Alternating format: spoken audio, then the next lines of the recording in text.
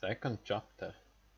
But when the right moment seemed to him to have come, at which he should begin his march into the interior, the pretext which he put forward was his desire to expel the Pisidians utterly out of the country, and he began collecting both his Asiatic and his Hellenic armaments avowedly against the people.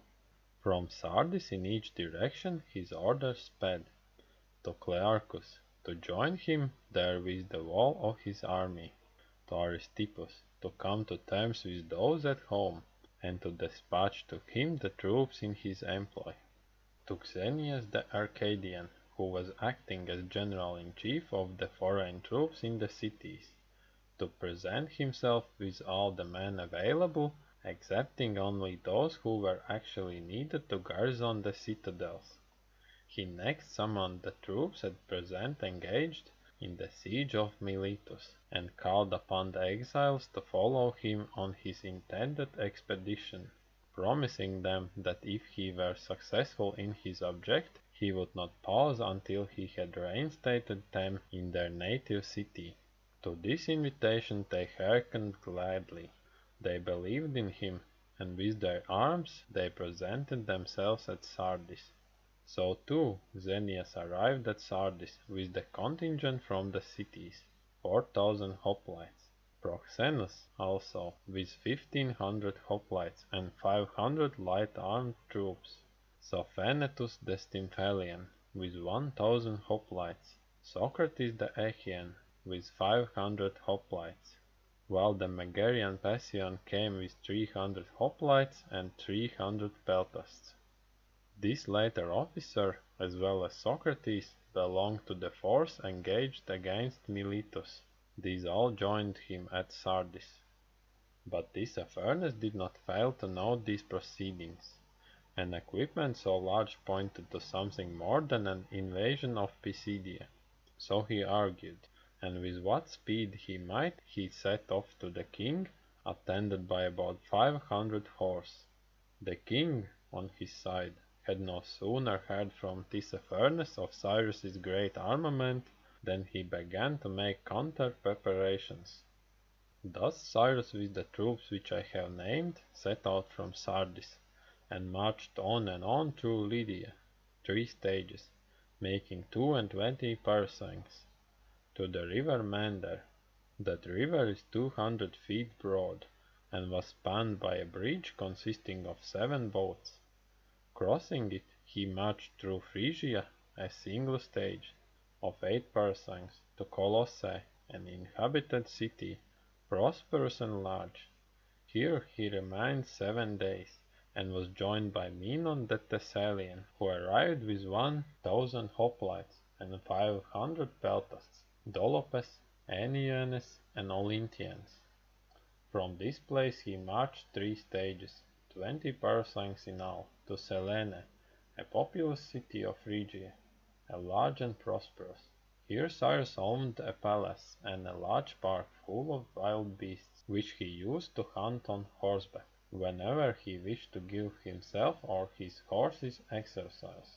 Through the midst of the park flows the river Mander, the sources of which are within the palace buildings, and it flows through the city of Selene. The great king also has a palace in Selene, a strong place, on the sources of another river, the Marsyas, at the foot of the Acropolis. This river also flows through the city, discharging itself into Mander, and is 25 feet broad. Here is the place where Apollo is said to have laid Marsyas, when he had conquered him in the contest of skill. He hung up the skin of the conquered man in the cavern where the spring welled forth, and hence the name of the river, Marsyas. It was on this side that Xerxes, as tradition tells, built this very palace, as well as the citadel of Selene itself, on his retreat from Hellas, after he had lost the famous battle. Here Cyrus remained for 30 days, during which Clearchus the Lacedaemonian arrived with 1,000 hoplites, and 800 Thracian peltasts, and 200 Cretan archers. At the same time, also, came Sossis the Syracusian, with 3000 hoplites, and Sophanetus the Arcadian with 1000 hoplites.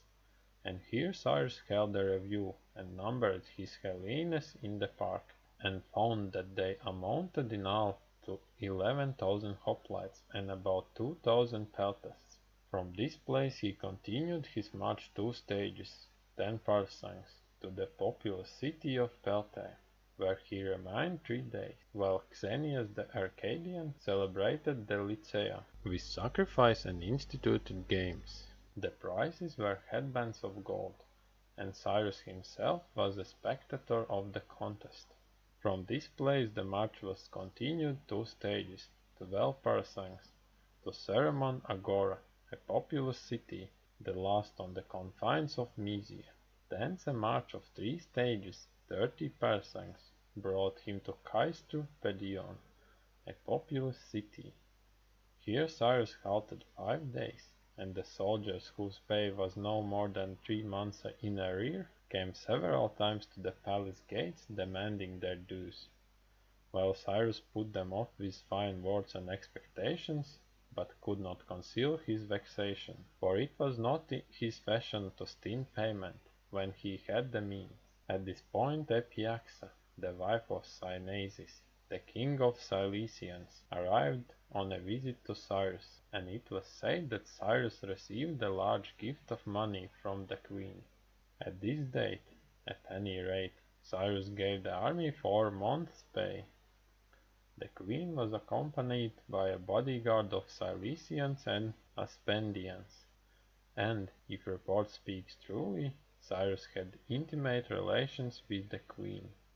From this place he marched 2 stages, 10 parsangs, to Timbrium, a populous city.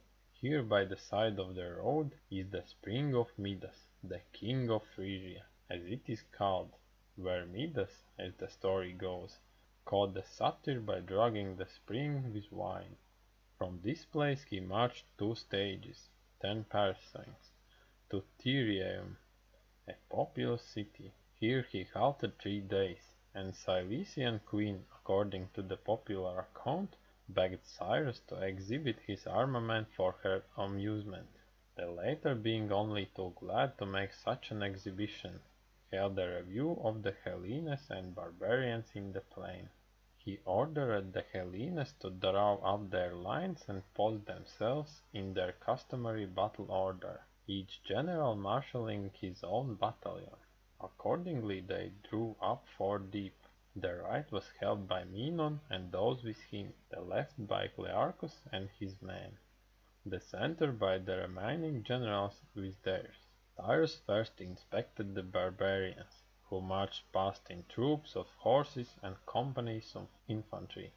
He then inspected the Hellenes, driving past them in his chariot, with the queen in her carriage, and they all had brass helmets and purple tunics, and the greaves and their shields uncovered. After he had driven past the whole body, he drew up his chariot in front of the center of the battle line, and sent his interpreter Pygres to the generals of the Hellenes, with orders to present arms and to advance along the whole line. This order was repeated by the generals to their men, and at the sound of the bugle, with the shields forward and spears in rest, they advanced to meet the enemy. The pace quickened, and with a shout the soldiers spontaneously fell in a run, making in the direction of the camp. Great was the panic of the barbarians. The Cilician queen in her carriage turned and fled.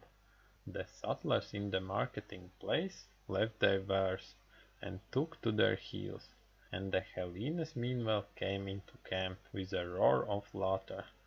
What astounded the queen was the brilliancy and the order of the armament, but Cyrus was pleased to see the terror inspired by the Hellenes in the hearts of the Asiatics.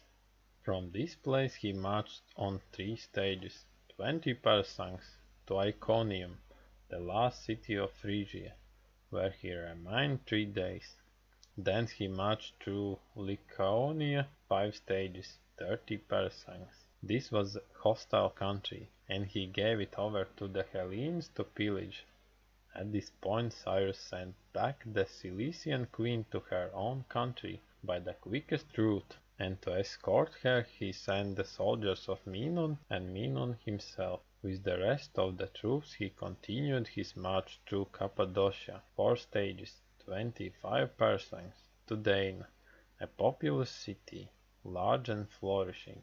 Here they halted 3 days, within which interval Cyrus put to death on a charge of conspiracy a Persian nobleman named Megaphernes, a wearer of the royal purple, and along with him another high dignitary among his subordinate commanders.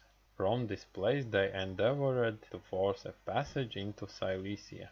Now the entrance was by an exceedingly steep cart road, impracticable for an army in face of a resisting force, and reports said that Cyanesis was on the summit of the pass guarding the approach. Accordingly they halted a day in the plain, but the next day came a messenger informing them that Cyanesis had left the pass.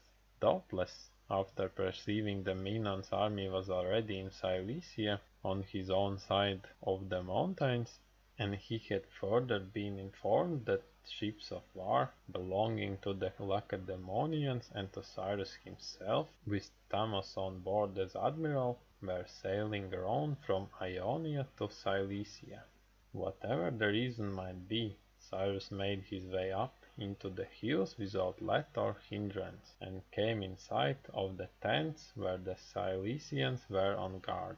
From that point he descended gradually into a large and beautiful plain country, well watered and thickly covered with trees of all sorts and vines. This plain produces sesame plentifully, as also panic and millet and barley and wheat, and it is shut in on all sides by a steep and lofty wall of mountains from sea to sea. Descending through this plain country he advanced 4 stages, 25 parasangs, to Tarsus, a large and prosperous city of Cilicia. Here stood the palace of Cyanesis, the king of the country, and through the middle of the city flows a river called Cydnus, 200 feet broad. They found that the city had been deserted by its inhabitants, who had betaken themselves with Cyanesis to a strong place on the hills. All had gone, except the tavern keepers. The seaboard inhabitants of Soli and Icey also remained. No Epyaxa, Cyanesis' queen, had reached Tarsus 5 days in advance of Cyrus. During their passage over the mountains into the plain, 2 companies of Menon's army were lost. Some say that they had been cut down by the Cilicians while engaged on some pillaging affair. Another account was that they had been left behind, and being unable to overtake the main body or discover the route, had gone astray and perished. However it was, they numbered 100 hoplites, and when the rest arrived, being in a fury at the destruction of their fellow soldiers, they vented their spleen by pillaging the city of Tarsus and the palace to boot. Now when Cyrus had marched into the city, he sent for Cyanesis to come to him, but the latter replied that he had never yet put himself into the hands of anyone who was his superior, nor he was willing to accede to the proposal of Cyrus now, until, in the end, his wife persuaded him and he accepted pledges of a good faith. After this they met, and Cyanesis gave Cyrus large sums in aid of his army, while Cyrus presented him with their customary royal gifts, to wit, a horse with a gold bit, a necklace of gold, a gold bracelet, and a gold scimitar, a Persian dress, and lastly, the exemption of his territory from further pillage, with the privilege of taking back the slaves that had been seized wherever they might chance to come upon them.